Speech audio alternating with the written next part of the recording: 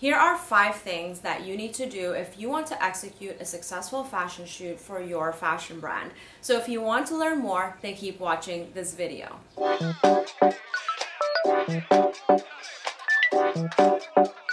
Hey guys, this is Stephanie, your host of the Start Your Fashion Business channel. If you want to learn about all things fashion business, then you have come to the right place. If you are new around here, then I want to give you a warm welcome. I'm a sustainable brand owner and an ethical garment producer, and I'm also a fashion business coach. I started this channel so that I can share my experiences with you of running my own fashion brand and my own ethical garment studio, and also share my tips so that you can have a successful fashion business. So if you're new around here, make sure to subscribe to my channel and also hit the like button so that I know that you want more of this type of content. Now, if you want more fashion business tips, check out my previous content because I have a ton of things about fashion business. Now in this video, I want to share with you the 5 things that you need to do if you want to have a successful fashion shoot for your fashion brand. I've done a ton of photo shoots during the lifetime of my business. Typically, there are a few shoots that we need to do each time we launch a new collection. We have to do an e-commerce shoot and also a campaign shoot. And in between, we also do smaller content shoots so that we have enough content, enough videos, enough photos for our social media and our marketing strategies. Fashion shoots are really important for your fashion brand because it's how you visually present your products to your customers. Now, if you are selling online, then this is even more important because your customers are going to base their decisions on whether or not they're going to buy from you based on the photos of your products. So you want to make sure that you can have good quality photos, whether it's product photos or campaign photos. You really want to invest your time, your energy, and your money. So I'm going to talk about the 5 things that you need to do if you want to execute a successful fashion shoot. Now, typically at this point, you want to figure out what kind of fashion shoot you want to do or that you need to do for your business. Are you doing a campaign shoot or are you doing an e-commerce shoot? A campaign shoot is going to be a shoot where you really tell the vibe and tell the story of the collection. These are more lifestyle images. Some campaign shoots are done in the studio, but more often than not, they're done on location, and it's usually more stylized, and it really just tells the vibe of the brand and the collection. Whereas an e-commerce shoot is going to be more product-centric and is always done indoors or in a controlled environment where the lighting is consistent and you're really showing the products instead of the actual vibe of the collection. Now, typically you need both campaign and product photography for your fashion brand, especially when you are an online business, because you'll need your product photography for your store. Now, what I do normally is that I actually shoot both of them and I do it in the same day. But of course, this would really depend on how many items you are shooting. I shot around 50 items in one day for both campaign and product photography. It was definitely a jam-packed day, but it is very possible. But if you're shooting over 100 pieces, then you're probably going to spread this out and do product photography in one day and your campaign shoot the next day, because you definitely don't want to be exhausting your crew and exhausting the talent. So I'm going to discuss with you the 5 things that you need to do if you want to execute your fashion shoot flawlessly. Now make sure to stick around till the very end of the video to get my personal pro tip. So the first thing that you want to do if you want to have a successful fashion shoot is to develop a concept and create a mood board. This is really important because you want to have a mood board that you can show to your photographer so that he can really understand your vision. Now, typically, if you're doing a campaign shoot and an e-commerce shoot, I suggest to create 2 mood boards that are completely separate. Now, of course, with your e-commerce shoot, it might be a little bit more straightforward and direct. So for instance, when I'm creating a mood board for my e-commerce shoot, typically the photos that I include there are photos that show the lighting and also show the poses of the models and maybe even the formation if I'm shooting a group of people.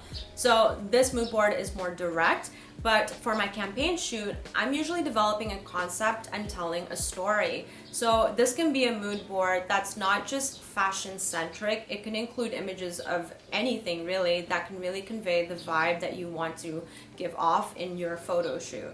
So for instance, for my latest collection for my brand, This Is a Love Song, I made a video which was a 30-second to 40-second video, and I had this concept where there's these two girls that live in a parallel universe. So I kind of came up with this idea to showcase that, you know, the collection can really be worn by any girl. And, you know, whatever you do, wherever you are, you can wear this collection because it's a staple collection. And this collection can go from the gym to daytime to nighttime and even to the beach because it's such a diverse collection with many different pieces. So the concept was that these two girls, they're basically doing the same thing. So the first scene, they were walking home and they were actually walking into opposite directions. And one of the girls, she was carrying a tennis racket because she's more sporty. And then the other girl was carrying flowers. And the second scene, it's them at home and they're either lounging or getting ready. And then it finally cuts into the last scene where they actually meet up at the beach.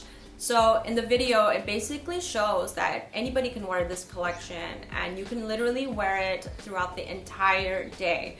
So I came up with that concept and I showed it to the videographer, and then he became really crystal clear on what I wanted for the campaign. So with this specific campaign video, I couldn't really find photos on Pinterest, so I actually sketched it up. I wrote it all out and made a storyboard.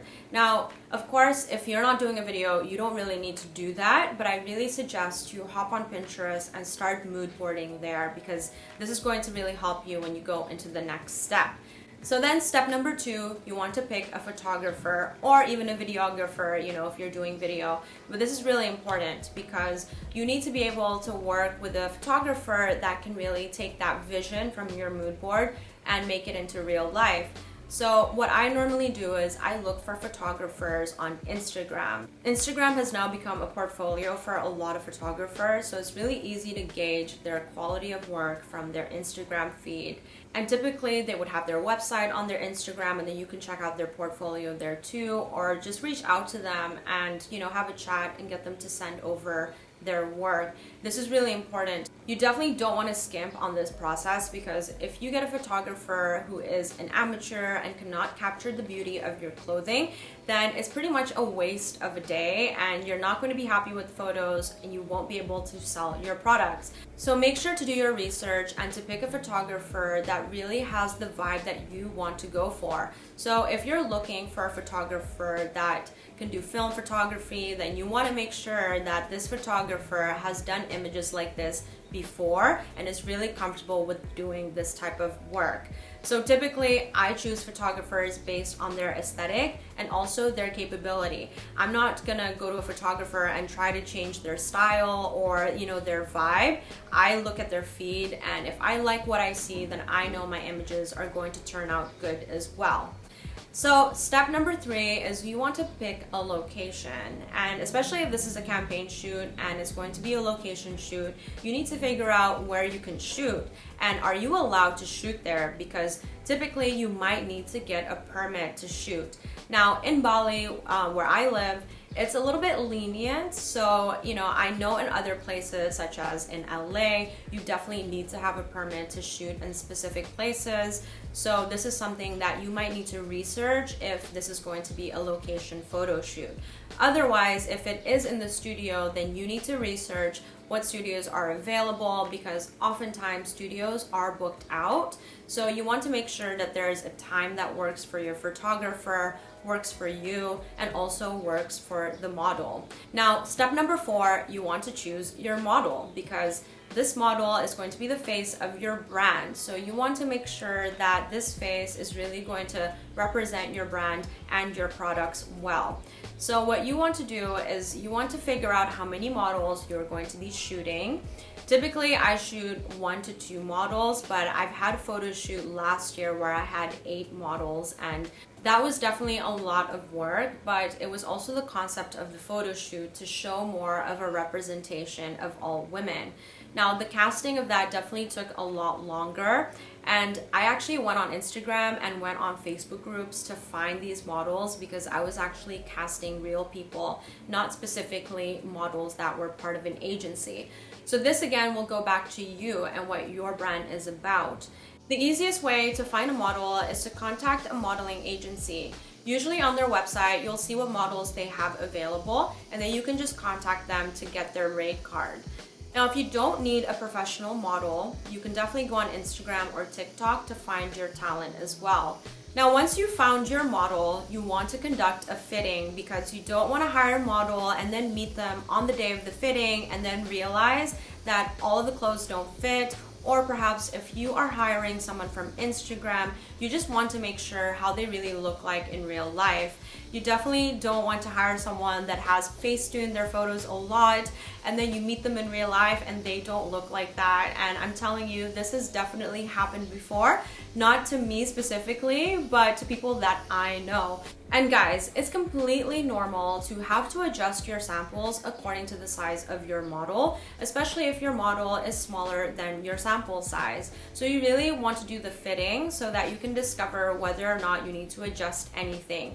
You definitely don't want to clip things during the photo shoot. I mean, you can do that, but keep that to the minimum because if your clothes look ill-fitting, then it's really not going to sell. So you want to make sure that it looks amazing on your models. And sometimes if you actually have a clip and you're taking a photo and then you forget about that clip, it's really hard to edit it out. So I suggest to make everything completely fit properly at the very beginning. So fittings are really important for this matter. You really want to take this seriously and execute your photo shoot so that you don't have to do it again, because if you do it with, half the effort, you might need to do it again and it's really a waste of time. So make sure that you pick the right photographer, you pick the right location, you pick the right talent, and you will have a successful fashion shoot. So if this was helpful, make sure to smash the like button. And now it's time for my pro tip. So when you're doing a photo shoot, don't just focus on taking images for your website. Think about how these images are going to look on your social media channels and in your newsletters, and especially if you're planning on doing digital marketing and you're going to be doing Facebook ads, you want to have photos and your videos in different formats. So what I suggest is that you write out a list. Already map out what newsletters you're going to do, what type of ads that you might be doing as well, and then research the different formats for them so that you're not just taking photos that are portrait or landscape. Make sure that you have a mix of everything. Because for instance, for your website, you're going to want to have landscape images. So you don't want the photographer to only shoot portrait. It's going to be then really hard for you to crop that image to make it landscape and to make it fit. So you really want to think about the different formats that you really need. It's not just executing a photo shoot, but really sitting down and understanding how it's going to visually look across all platforms, especially because now customers are really discovering you on multiple platforms. So guys, that was it for today's video. I hope you enjoyed it.